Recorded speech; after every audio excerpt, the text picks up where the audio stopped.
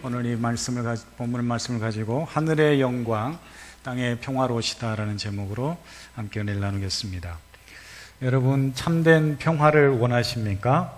그렇다면 우리가 하나님을 믿고 하나님이 주신 진리를 깨닫고 또 하나님께 영광 돌리며 살아가면 하나님의 참된 평화가 우리의 삶 가운데 임하게 될 줄 믿습니다.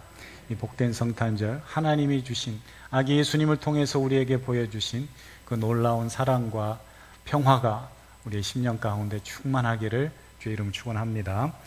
본문 1절 말씀을 보니까 가이사 아구스토라는 사람이 나오고 있습니다. 이 왕이 영을 내렸다라고 되어 있는데, 여기 영이라는 말은 도구마라고 하는데 명령, 규정, 법 이런 의미가 있습니다. 그래서 가이사 아구스토 황제가 명령을 내렸으니까 이걸 바로 황제의 칙령, 왕의 명령이라고 하는 것이죠.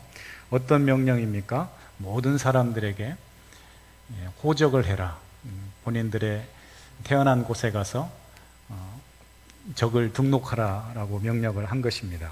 그런데 여기 가이사 아구스토가 누군지를 좀 우리가 살펴볼 필요가 있는데요. 여러분, 줄리어스 시저라는 왕의 이름을 들어봤을 거예요. 우리 셰익스피어 희곡에도 나오는 유명한 왕의 이름이죠. 이 줄리어스 시저가 로마의 유명한 일대 절대 권력을 보여줬던 황제의 이름이기도 합니다. 이게 원래 이름은 가이우스 율리우스 카이사르라는 그런 왕의 이름인데, 이 가이사 황제에 이어서 왕이 된 사람이 바로 오늘 여기 성경에 나오는 가이사 아구스토라고 하는 왕의 이름입니다. 원래 로마의 이 정치 제도는 1인 이런 왕의 정치가 아니라 어떻게 보면은 집단 정치 지도 체제였다고 할 수가 있습니다. 예를 들면 귀족들이 모여서 원로회를 구성하고, 또 민중들의 대표인 호민관들이 모여서 또 함께 집단 지도 체제를 형성하는 그런 민주적인 국가였는데, 이렇게 절대 권력을 가진 왕이 나옴으로써 왕정 정치로 바뀌게 된 것이죠. 그 첫 번째 사람이 여기 줄리어스 시저라고 하는 율리우스 카이사르라고 하는 황제고, 오늘 두 번째로 그 사람을 이어서 황제가 된 사람, 왕이 된 사람이 바로 가이사 아구스토입니다. 이 가이사 아구스토는 원래 이 줄리어스 시저의 아들이 아닙니다. 조카뻘이 되죠. 조카인데 정치적으로 입양이 되어서 이 줄리어스 시저를 이어서 왕이 된 그런 사람이라고 할 수가 있습니다. 이 바로 가이사 아구스토는 원래 이름이 카이사르 옥타비우스라고 하는 사람인데, 그 뒤에 아구스토라는 이름이 붙었죠. 이 아구스토라는 이름의 뜻이 특별합니다. 그가 로마 제국을 가장 흥왕기로 이끌었던 그런 왕이기도 한데, 그래서 팍스 로마나라고 하는 유명한 로마의 평화가 이 가이사 아구스토 시대에 열렸다고 되어 있습니다. 로마라는 나라는 참 대단한 나라입니다. 그 당시에 로마는 모든 정치, 사회, 문화의 중심이었습니다. 그러니까 로마가 침묵하면 세계가 침묵하게 되는 것이죠. 이처럼 세상의 힘과 모든 법이 로마 황제의 권자로부터 나온다고 했던 그런 시대입니다. 로마법이 이 세상법의 모든 세상법의 기준이 되었는데, 그 로마법에 예외적인 규칙이 하나 있습니다. 마지막 부칙에 뭐라고 되어 있느냐? 이 모든 법으로부터 왕은 제외된다. 이렇게 되어 있는 것이죠. 그래서 로마 황제는 모든 법률부터 자유한다. 이렇게 되어 있기 때문에 모든 법으로부터 저촉받지 않는 사람, 그러니까 그는 곧 신의 반열에 든 존재라고 할 수가 있는 것이죠. 그런 전성기를 누렸던 사람이 바로 이 가이사 아구스토인데, 이 아구스토라는 의미가 원래 아우구노라는 이름을 가지고 있습니다. 이 가이사 황제가 이전 그 가이사르 황제보다 더 뛰어난 이름을 찾다가 이렇게 아우구노라는 이름을 붙이게 된 것이죠. 이 아우구노는 무슨 뜻이냐 하면은 신의 계시로부터 위탁된 자, 또 신의 계시를 통해서 계시된 존재, 이런 의미가 담겨져 있습니다. 그래서 존엄자, 신적 계시자, 이런 의미가 담겨 있기 때문에 이 가이사 아우구스도의 그 권세가 대단했음을 우리가 이 이름을 통해서도 유추해 볼 수가 있는 것이죠. 그런 시대에 이 가이사 아우구스도가 온 천하로 다 호적하라, 이렇게 명령을 내린 것입니다. 당시 인구가 지금보다 훨씬 적었겠지만 그럼에도 불구하고 어떻게 온 세계 인구를 다 호적 조사할 수가 있겠습니까? 이 말은 로마 제국이 통치하는 모든 지역, 영역을 아울러서 그 지역의 사람들을 조사하라는 그런 말인 것이죠. 그러니까 로마 황제가 인구 조사를 하는 이유가 있습니다. 왜 이런 일을 할까요? 왜 인구 조사가 중요할까요? 첫 번째는 싸움을 위해서 전쟁에 나갈 군사들을 징집하기 위해서 조사를 하는 것이죠. 그래서 첫 번째는 이 군사력을 확보하기 위해서 인구조사를 하는 것이고, 두 번째는 세금을 확보하기 위해서, 세수를 확보해야 되니까 세금 거두는 문제 때문에 인구조사를 하는 것이고, 마지막 세 번째로는 많은 일들을 여러 지역에서 감당해야 되기 때문에 일꾼들이 필요했던 것이죠. 그래서 그런 노동력을 확보하기 위해서 인구조사를 했다라는 것이죠. 큰 나라를 이끌기 위해서 이처럼 군사와 세금, 일꾼이 필요했기 때문에 이 인구조사는 굉장히 중요한 의미를 가졌다고 할 수가 있습니다.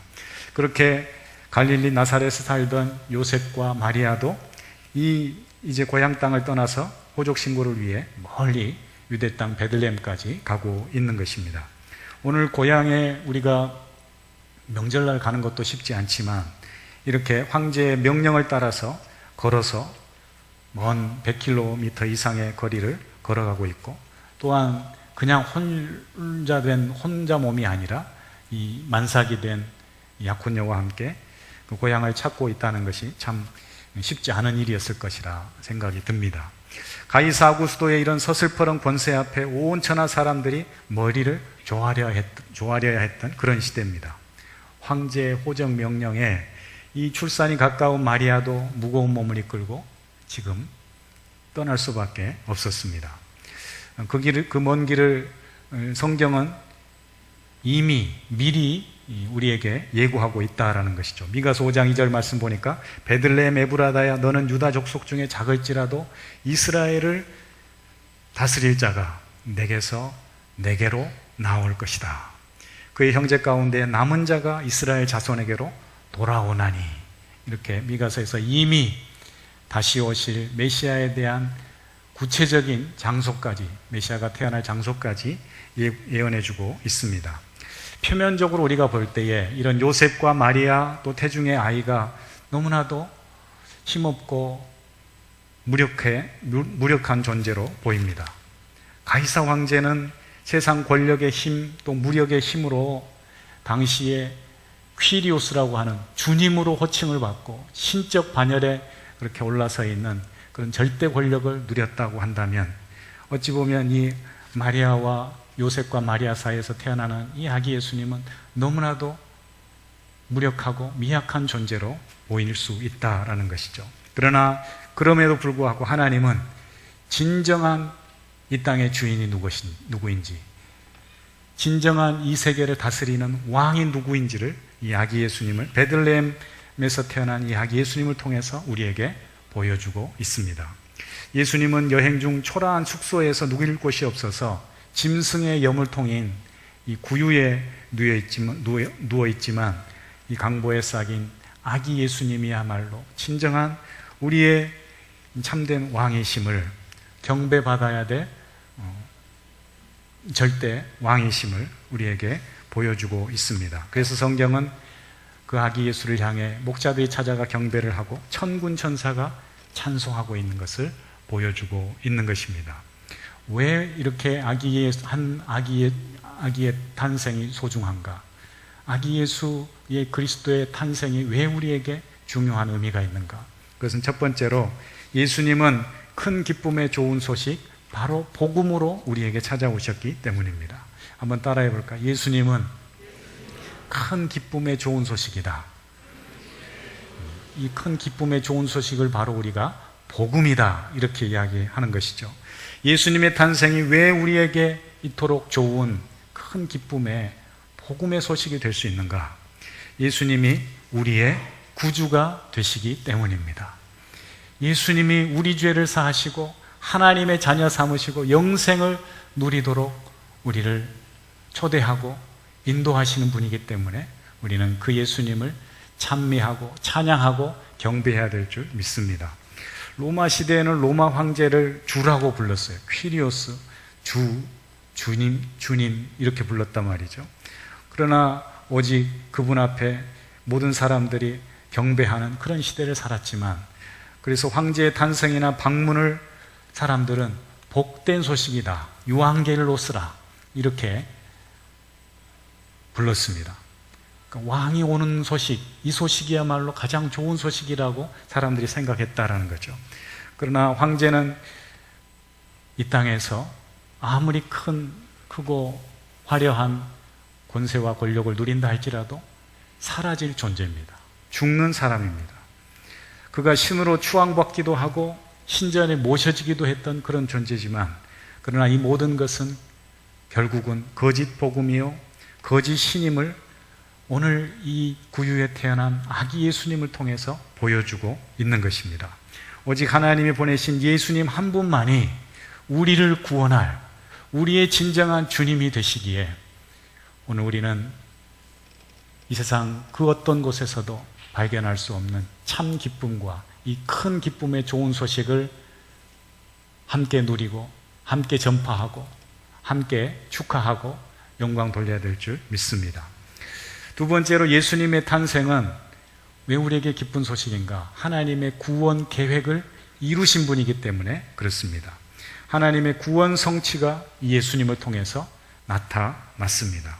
오늘 본문의 11절 말씀에도 보면, 오늘 다윗의 동네에 구주가 나셨으니, 너희를 위하여 구주가 나셨으니 곧 그리스도 주시니라. 오늘 다윗의 동네 너희를 위하여 구주가 나셨으니 곧 그리스도 주시니라. 앞서 말씀드린 대로 다윗의 동네는 이미 구약 성경에 메시아가 태어날 장소로 예언된 곳입니다. 다윗의 고향이 베들레헴이거든요. 이 베들레헴에서 하나님이 보내신 메시아 그리스도가 태어난다고 약속이 되어 있습니다.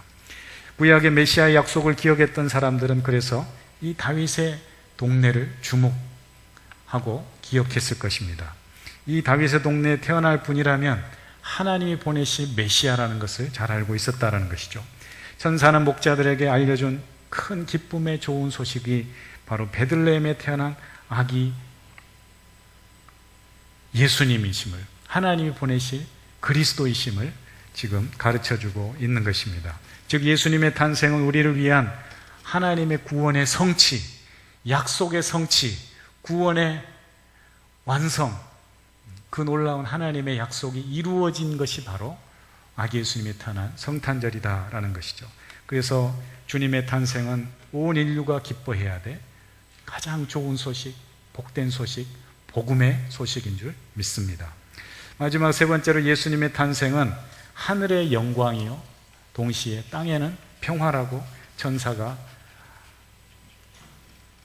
소리 높여 찬양하고 있습니다. 오늘 13절 말씀 보니까 호련히 수많은 천군이 그 천사와 함께 하나님을 찬송하여 라고 되어 있습니다. 여기 천군은 하늘의 군대입니다. 하늘의 군대. 영어 성경을 보면 Great Company 이렇게 큰 무리라 되어 있거든요. 그러니까 하나님께서 아기 예수님을 보내실 때에 하늘의 큰 군대가 함께 찬양했다라는 것입니다. 구약 성경에서는 이 하늘의 군대가 의미하는 바가 있습니다. 구약 성경의 묵시사상에 보면은 하늘의 군대는 하늘의 하나님의 권능을 의미합니다. 상징하고 있습니다. 그래서 구주 예수님의 탄생 소식을 천군 천사가 찬양으로 알리고 있음은 하늘의 기쁨이 온 세상 또 천상의 세계에 가득하고 가득함을 보여주고 있는 것이죠. 사랑하는 성도님들, 오늘 아기 예수 그리스도의 탄생으로 인하여서 하늘에는 영광이고 땅에는 평화가 이루어지고 하나님의 영광과 평화가 그 기쁨으로 사모하는 모든 심령들 가운데에 찾아오게 된 줄 믿습니다. 우리는 세상의 평화, 왕과 같은 권력자로부터 오는 평화는 분명 한계가 있음을 잘 알고 있습니다. 지금 러시아, 우크라이나가 전쟁을 한 지 1년 가까이가 돼 가는데 민간인들만 한 3만 명이 죽었다고 합니다. 우리가 예전에 뭐 냉전 시대 이런 이야기를 들어봤을 것입니다. 20세기 초반에 큰 구소련과 미국이라는 이 양대 국가가 사이가 좋지 않으면 온 세계가 다 긴장하고 떨 수밖에 없는 그런 시대를 우리가 살아왔단 말이죠. 그런데 지금 20세기를 지나 21세기를 우리가 살아가고 있는데도 불구하고 여전히 그런 세계의 평화, 세계 안정이라는 것은 어떤 힘 있는 국가에 의해서 주도가 되고 보장되지 않는다는 것을 여실히 보여주고 있는 것이죠. 세상의 평화는 이처럼 늘 한계가 있기 마련입니다. 로마의 평화도 마찬가지입니다. 로마의 평화가 이 가이사 아구스토 시대부터 약 200년간 지속되었다고 하는데, 그래서 그 시대를 팍스 로마나 로마의 평화라고 이야기합니다. 그 당시에 이 로마가 전쟁을 시작하게 되면은 야누스 신전을 활짝 열고 그 신전 앞에서 제사를 드리고 전쟁을 치렀다고 하는데, 이 팍스 로마 시대에 야누스 신전이 문을 닫았다고 하니까 얼마나 그 시대가 태평성대를 누렸는지, 평화를 누렸는지를 알 수가 있는 것이죠. 그러나 그 로마의 평화도 어찌 보면 백성들의 신음 위에 세워진 가짜 평화요, 위선의 평화라는 것입니다. 그러나 하나님이 주신 평화는 낮은 곳으로 내려오신 평화, 죄인들과 함께하는 진정한 평화임을 오늘 예수님의 탄생을 통하여 우리에게 선포하고 계십니다. 강보에 쌓인 구유에 놓인 이 아기 예수님이야말로, 이 아기 예수가 우리에게 보여준 평화는 우리를 죄와 사망의 권세로부터 벗어나게 하는 온전한 자유와 구원과 참된 평화의 선포인 줄 믿습니다. 여러분, 평화하면 평안해집니다. 우리 죄인들의 심령 가운데는, 죄인들의 삶 가운데는 진정한 평안이 있을 수 없습니다. 왜? 죄인으로서는 하나님과 평화할 수 없고, 죄인으로서는 이 땅의 모든 함께 살아가는 다른 이웃들과도 평화할 수가 없고, 죄인들의 삶은 모든 이웃과 또 다른 자연 세계와 하나님과 결코 평화를 누릴 수 없기 때문에 평안할 수가 없는 것이죠. 그러나 하나님은 예수님의 탄생 소식을 통해서 우리에게 죄 사함을 선포하시고 이 땅에 참된 평화를 선포하셨습니다. 죄인된 우리의 마음에는 평화가 없지만, 그래서 오늘 하나님께서 아기 예수님의 탄생과 함께 천군 천사들을 통해서 지극히 높은 곳에서는 하나님께 영광이요, 땅에서는 하나님이 기뻐하시는 사람들 중에 평화라 하고 우리에게 말씀해주고 있습니다. 특별히 땅에서는 하나님이 기뻐하시는 사람들 중에 평화라고 하는 말씀에 우리가 주목할 필요가 있습니다. 예수님의 탄생으로 말미암아 하늘의 영광과 이 땅에 하나님의 평화가 선포되었지만 그것을 누릴 주인공들은 따로 있다라는 것이죠. 그것을 누릴 주인공들은 바로 하나님의 은혜, 하나님이 기뻐하시는 사람들이라는 말은 하나님의 은혜, 하나님의 호의를 입은 사람들 중에 임한다라는 그런 말씀입니다. 여러분, 예수님을 나의 구주로 모시고 하나님의 그 은혜와 평강을 경험한 그 성도들 심령 가운데에는 하나님이 약속하신 이 땅에 기뻐하는 사람들 중에 평화라고 하는 이 말씀이 그대로 이루어지게 되는 줄 믿습니다. 즉 예수님의 탄생의 복음은 믿음의 사람들만 누리는 참된 기쁨이요 평화라는 것이죠. 이미 하나님께서 온 인류를 향해 하늘의 영광, 땅의 평화를 선포했음에도 불구하고 아직도 이 진정한 평화를 모르고 살아가는 사람들이 너무 많다는 것이죠. 그것은 하나님의 잘못이 아니고 그 복음을 듣지 못한 사람들, 그 복음을 받아들이지 못하고 믿지 못한 사람들의 현실이 되고 마는 것입니다. 사랑하는 성도님들, 오늘 다윗의 동네에 너희를 위하여 구주가 나셨다고 했습니다. 특별히 오늘 여기 다윗의 동네에 그리스도 구주가 나셨다. 이 말씀이 또 중요한 의미가 있습니다. 오늘 여기에 탄생한 아기 예수님을 보는 사람, 만난 사람, 그 사람이 하나님의 구원을, 하나님의 놀라운 평화를 경험하게 되는 줄 믿습니다. 로마의 권력의 평화, 세상의 힘의 평화가 아닌 지금 여기에 나를 위해 오신 그 예수님을 만난 사람만이 참된 하나님의 평화를, 하늘의 평화를 경험하게 될 것입니다. 그 기쁨의 참된 복음을 듣게 되는 것이죠. 구유에 누인 아기 예수님을 보면 세상의 힘과 권세, 평화는 거리가 멀어 보입니다. 오히려 초라해 보이고 혼란한 세상의 평화를 가져다 주기에는 너무나도 미력한 존재로 보입니다. 하지만 하나님께서 우리를 위해서 보내신, 우리의 연약하고 죄악 가운데 살아가는 우리 인생들을 위해서 보내신 그 예수님, 구주 예수님을 오늘 이 자리에서 보는 그 사람은 하늘의 영광을 경험하게 될 것이고 이 땅에 주신 하나님의 참된 평화를 맛보게 될 줄 믿습니다. 지금 여기 구유에 누인 아기 예수님을 통해서 우리는 하나님의 약속의 성취를 보게 되고 우리 죄를 해결하시고 우리 죄인들의 삶의 최후의 멸망과 심판으로부터 참된 평화의 선물로 바꿔주신 그 은혜의 주님을 만나게 될 줄 믿습니다. 믿음으로 받아들이는 저와 여러분이 오늘 하나님께서 우리에게 주신 참